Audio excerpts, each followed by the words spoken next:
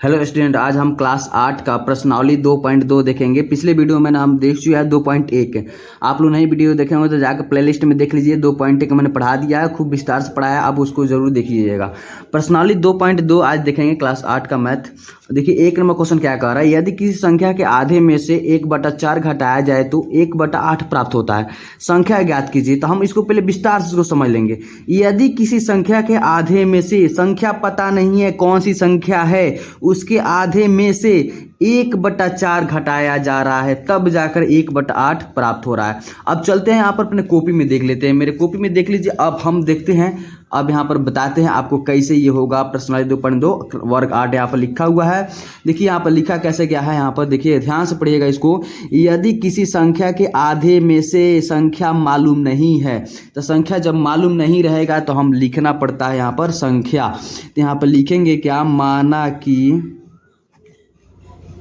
संख्या बराबर हो जाएगा x।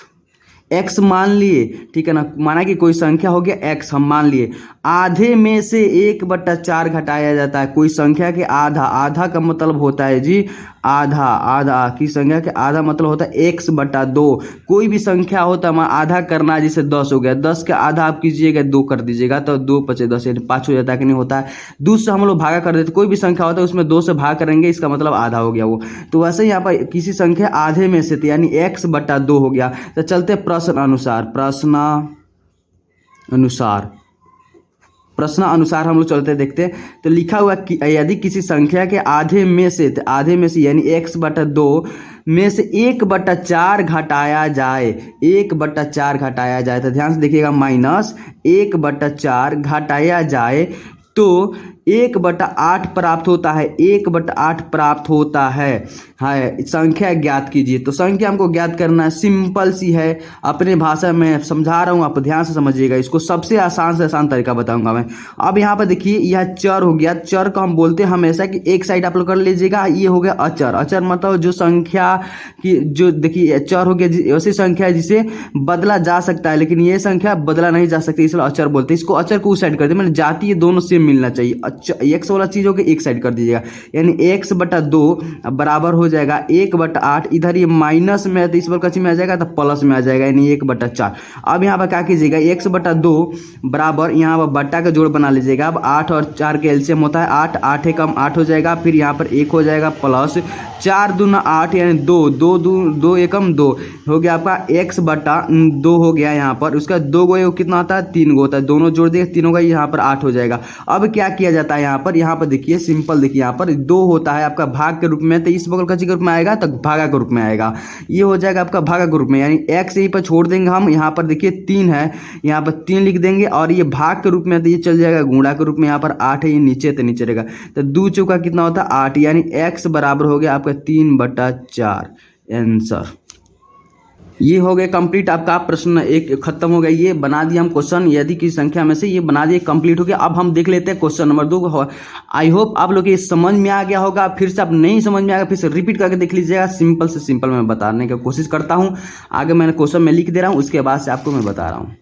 अब देखिए यहाँ पर क्वेश्चन 2 नंबर क्या कह रहा है, यदि किसी आयत की लंबाई और चौड़ाई का अंतर 5 मीटर है हो, और परिमिति 110 मीटर हो, तो लंबाई और चौड़ाई ज्ञात कीजिए। अब हम क्वेश्चन एक एक पॉइंट समझेंगे, उसके बाद सबको बताएंगे। देखिए यहाँ पर सबसे पहले क्या बना लेते हैं, यहाँ पर हम बना लेते हैं आयत। आयत सबसे पहले कैसे बनाया था ये भी देख लीजिए। ये हो गया आपका ऐसे करके, ऐसे, ठीक है ना, ये बन गया आपका आयत बन गया। क्या रहा, लंबाई और चौड़ाई का अंतर। तो लंबाई यहाँ पर नहीं, किसी आयत की लंबाई और चौड़ाई, तो लंबाई नहीं दिया है ना चौड़ाई दिया है, उसका अंतर बता दिया है 5 मीटर है। तो हम लंबाई को मान लेते हैं जी, ये हो गया लंबाई आपका, मान लेते हैं x मान लिए जी। इसको मान लेते हैं हम, चौड़ाई को क्या मान लेते हैं, तो चौड़ाई का हम मान लेते हैं क्या जी, तो ये लंबाई और चौड़ाई का अंतर की बात करेगा, यानी लंबाई x माने, तो इसका मतलब है कि इसमें x में से हम लोग 5 घटा देंगे तो ये आपका चौड़ाई निकल जाएगा।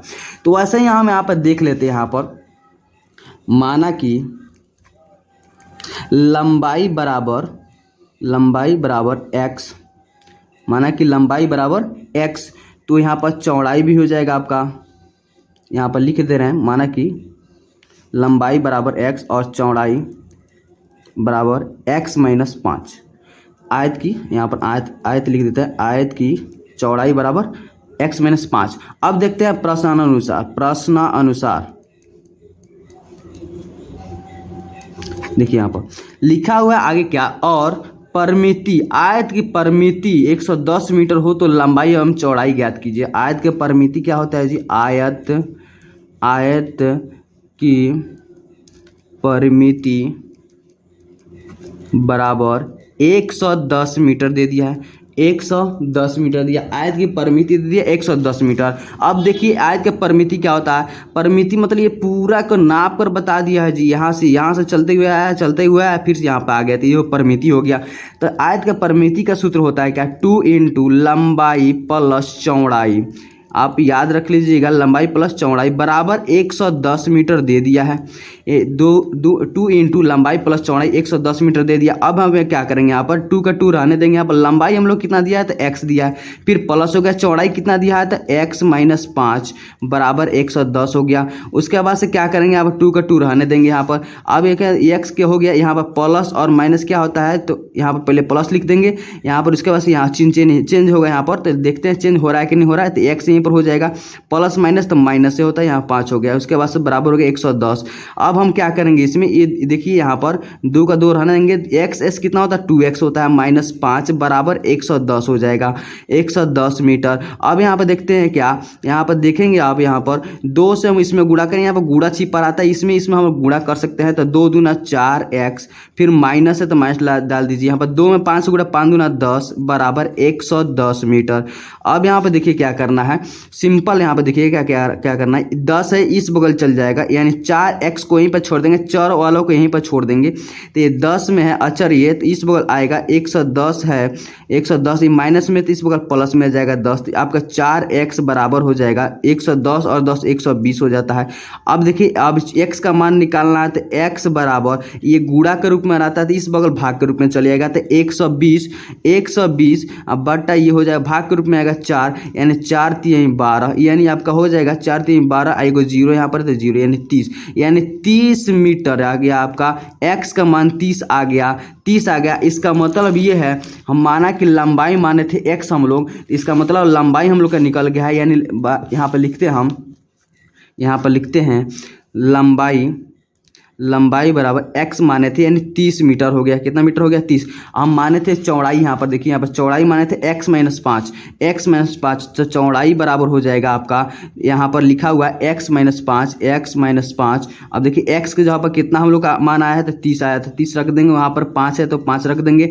यहाँ पर देखिए 30 में से 5 घटेगा, 25 मीटर हम लोग का निकल गया चौड़ाई। लंबाई 30 मीटर, चौड़ाई 25 मीटर हो गया, आपका राइट आंसर हो गया। अब हम देखते हैं अगला क्वेश्चन नंबर 3। अब देखते हैं 3 नंबर क्वेश्चन। यहाँ पे लिखा हुआ, चीनी के मूल्य में 25% की वृद्धि होने पर अब 1 किलोग्राम चीनी का मूल्य 32 रुपया है, तो प्रारंभ में चीनी का मूल्य प्रति किलोग्राम क्या था। कहने का मतलब हम समझ लेते हैं, पहले अपने देखते हैं यहाँ पर फिर से, चीनी के मूल्य में 25% की वृद्धि। अब पता नहीं चीनी का मूल्य पता नहीं कितना था, उसके बाद 25% की वृद्धि हुआ होने पर 1 किलोग्राम चीनी का मूल्य अब 32 रुपया हो गया। पहले पता नहीं कितना रुपया था, अब चीनी के में 25% की वृद्धि हो गई, अब उसका दाम थोड़ा बढ़ गया, 25% की वृद्धि हो गई, तो 1 किलो का चीनी खरीदने पर 32 रुपया मिल रहा है। तो प्रारंभ में शुरू में चीनी का मूल्य प्रति किलोग्राम क्या था, तो चीनी का मूल्य पहले कितना था हमको ये बताना। सबसे पहले हम चलते हैं अपने कॉपी में, आप लोगों को समझा देते हैं। सबसे शॉर्ट में ध्यान से देखते रहिएगा, वीडियो को स्किप मत कीजिएगा, लगातार देखते रहिएगा। तो यहाँ पर देखिए, यहाँ पर चीनी का मूल्य में 25% की वृद्धि थी। यहाँ पर ले लेते हैं, माना कि प्रारंभ में चीनी का मूल्य बराबर x। पहले पता नहीं कितना था, तो x मान लिए, क्या मान लीजिए, x मान लिए। अब प्रश्नानुसार देख लेते हैं,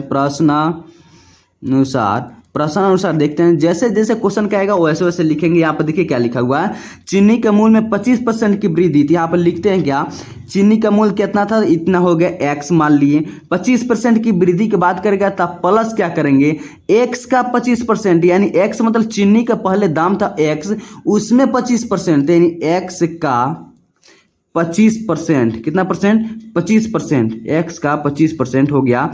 हाँ, तब वृद्धि होने पर कितना रुपया हो जा रहा है वो, तो 32 रुपया हो जा रहा है। कितना रुपया हो जा रहा है, तो 32 रुपया हो गया।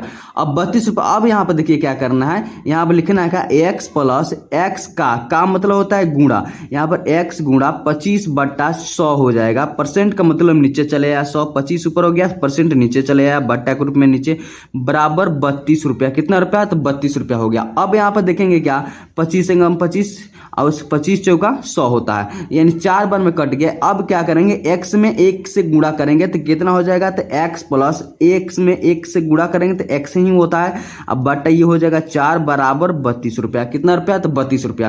अब हम लोग क्या करेंगे, इसका बट्टा का जोड़ निकालेंगे। इसके नीचे एक छुपा रहता, आप लोग जानते होंगे जरूर, छोटे बच्चों में जरूर पढ़े होंगे, छठा पांचवा जो क्लास है उसमें। देखिए अब इसको बट्टा का जोड़ निकाल, 4 और 1 का एलसीएम 4 ही होता है। अब 1 से हम भाग करेंगे 4 में तो 4 ही हो जाएगा, तो 4x यहाँ पर लिख देंगे। 4 में x से गुणा करेंगे, 4 से प्लस 4 से 4 में भाग करेंगे तो 1 ही हो जाएगा, यानी x ही हो जाएगा यहाँ पर, बराबर 32 हो जाएगा। अब यहाँ पर देखें 4 को x कितना होता है, 4x और x कितना होता है, तो 5x होता है, बटा 4, यहाँ पर 32 हो गया। 32 रुपया यहाँ पर लिख देंगे। अब यहाँ पर देखते हैं कितना हो जाएगा। अब x भाग 4 ये भागा के रूप में है, तो इस बार कैसे रूप में आया, तो गुणा के रूप में आएगा, यानी 5x बराबर 32 यहाँ पर लिख देंगे। 32 गुणा 4। अब यहाँ पर देखिए क्या करना है, अब कुछ नहीं करना है। यहाँ पर देखिए, यहाँ पर x का वैल्यू हमको निकालना है ना, प्रारंभ में लिखा गया था x का वैल्यू निकालने के लिए। यहाँ पर अब x का वैल्यू हमको निकालना, तो x यहीं पर छोड़ देंगे। अब 32 में 4 से गुणा कीजिए, यहाँ पर हो जाएगा 4 दूना 8 और 4 3 12, यानी 28 हो गया। और यहाँ पर ये गुणा के रूप में, तो ये हो जाएगा आपका भाग के रूप में। अब यहाँ पर क्या करना, आपका आंसर बट्टा के रूप में नहीं दिया होगा, आपका आंसर दशमलव के रूप में दिया होगा, तो इसलिए हम लोग क्या करेंगे, यहाँ पर 128 में लोग भाग कर लेते हैं 5 से। कितना से, तो 5 से, तो 5 दूना 10 हो जाएगा। यहाँ पर 2 उतरा कट गया, यहाँ पर 8 उतरा, तो 5 25 हो गया, यहाँ पर हो गया 3 कट गया।